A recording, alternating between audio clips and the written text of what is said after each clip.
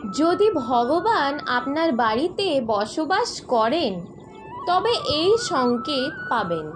নমস্কার বন্ধুরা, আমার পিঙ্কি গোপাল লাইফস্টাইল চ্যানেলে আপনাদের সকলকে জানাই স্বাগত। ভগবানকে সন্তুষ্ট করার জন্য মানুষ সকাল বিকেল প্রদীপ জ্বালানোর পাশাপাশি ভোগও দেন, যাতে ঈশ্বরের দয়া আমাদের সকলের ওপর বিরাজমান থাকে। কখনো কখনো এমন হয় যে ঈশ্বর আপনার বাড়িতে রয়েছেন, কিন্তু আপনার কিছু ভুলের কারণে তিনি চলে যান। আপনার কিছু কার্যকলাপের কারণেই তিনি চলে যান। কারণ প্রায় মানুষ এই ভুল করে যে তারা কখনো পূজা পাঠ করে এবং পরে ছেড়ে দেয়, তারপর কয়েকদিন পর আবার পূজা শুরু করে এবং পুনরায় ত্যাগ করে। এইসব করা অনুচিত। এর মাধ্যমে ঈশ্বর আপনার বাড়ি থেকে চলে যান। অনেক মানুষেরা বলেন যে আমি তো প্রতিদিন ঈশ্বরের পূজা করি, কিন্তু তবুও ঈশ্বর আমার সাথে থাকে না। আপনার এই সকল শব্দ ঈশ্বরকে ক্রুদ্ধ করে। তাই আজ আমরা সেই সংকেতগুলি জানব, যাতে আপনি নিজেই বুঝতে পারবেন যে ঈশ্বর আপনার বাড়িতে আছেন। তো চলুন আমরা এই ভিডিওটির মাধ্যমে জানি।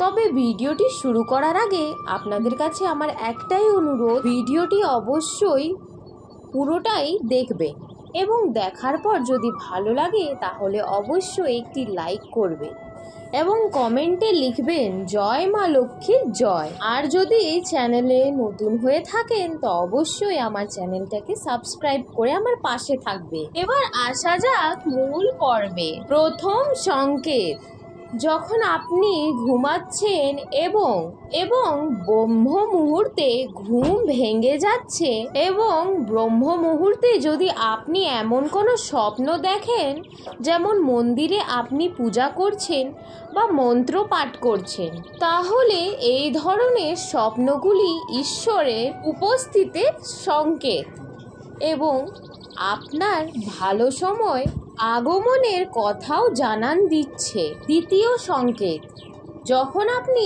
সকালে স্নান করে প্রস্তুত হন তখন একটি বিশেষ সুগন্ধ আসে। এটি একটি অদ্ভুত সুগন্ধ যা আপনার বাড়ির অন্য কেউ অনুভব করে না, শুধুমাত্র আপনি এটি অনুভব করতে পারেন। এটি কোনো পারফিউম বা সেন্টের সুগন্ধ নয়, এটি সূক্ষ্মভাবে দেবী বা দেবতাদের ক্রিয়া নির্দেশ করে এবং নেতিবাচক শক্তি বাড়িতে প্রবেশ করে তখন বাড়ির ভেতর থেকে দুর্গন্ধ আসতে থাকে। কিন্তু যখন ঈশ্বরের উপস্থিতি থাকে তখন পজিটিভ এনার্জি প্রবেশ করে এবং আপনি সতেজ সুগন্ধ অনুভব করেন। তৃতীয় নাম্বার সংকেত, যদি পূজার সময় জ্বালানো মোমের শিখা হঠাৎ করে অত্যধিক বিশাল হয়ে যায়, তাহলে বোঝায় যে আপনার পূজা সফল হয়েছে। ঈশ্বরের দয়ার দ্বারা দুর্দশা শেষ হতে চলেছে। যদি আপনার ঘুম প্রায় সকাল 3টে থেকে 5টার মধ্যে ঘুম ভেঙে যায়, অর্থাৎ ব্রহ্ম মুহূর্তে ঘুম ভেঙে যায়, তাহলে এটি ঈশ্বরের সংকেত। যদি আপনার ঘুম প্রতিদিন ভোর 3টে থেকে 5টার মধ্যে ভেঙে যায়, তবে এই শুভ সময়কে অপচয় করবেন না। এই সময়ে পুনরায় ঘুমানো উচিত নয়। এটি একটি বড় ভুল হতে পারে। জাগার পর স্নান করুন, নিত্যকর্ম সম্পন্ন করুন এবং ভগবানের ধ্যান করুন, পূজা পাঠ করুন। এতে আপনার জীবনে সুখ শান্তি আসবে এবং আপনার সমস্ত ইচ্ছা পূর্ণ হবে। 4 নাম্বার সংকেত, যে ব্যক্তি রাতে 3টের পরে বারবার ঘুম ভাঙে সেটিকে হালকা করে দেখা উচিত নয়। এটি খুব শুভ সংকেত। এমন বলা হয় যে রাত 3টের পর দেবী দেবতার শক্তি জাগ্রত হয়। এইসব নিয়মিত আপনার উপকারে। 5 নম্বর সংকেত, যদি আপনি আপনার স্বপ্নে উঁচু পর্বত দেখতে পান এবং সেখান থেকে প্রবাহিত একটি ঝর্ণা আপনি দেখতে পান এবং আপনি এই জল পান করেন, তবে নিশ্চয়ই আপনি সফলতা পেয়ে যাবেন। 6 নম্বর সংকেত, যদি আপনি আপনার শিক্ষার সঠিক ব্যবহার করে পরিবার পরিচালনা করতে সক্ষম হন, তবে এটি ঈশ্বরের দেওয়া আশীর্বাদ থেকেই সম্পন্ন হয়। পৃথিবীতে অনেক মানুষ আছেন যারা শিক্ষিত হলেও শিক্ষা সঠিকভাবে ব্যবহার করতে জানেন না। যদি আপনি জীবনে সুসংগঠিত জীবনসাথী পান, তবে এটিও পরমেশ্বরের দেওয়া থেকে সম্ভব।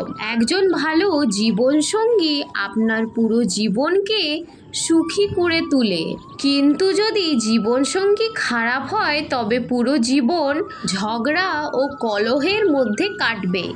7 নম্বর সংকেত, যদি কোনো ব্যক্তির সন্তান আদেশশীল হয়, তবে এটিও পরমেশ্বরের দেওয়া। না হলে আজকের যুগের বেশিরভাগ মানুষ তাদের সন্তানের কারণে দুঃখ পায়। ঠিক ভুলের মধ্যে পার্থক্য করার ক্ষমতা যাদের আছে, তাদের ওপর ঈশ্বরের আশীর্বাদ থাকে। যে সকল মানুষ স্বপ্নে ভগবানের দর্শন করেন, তাদের ওপর দেবদেবীর দয়া থাকে, নইলে ঈশ্বরকে দেখা সম্ভব নয়।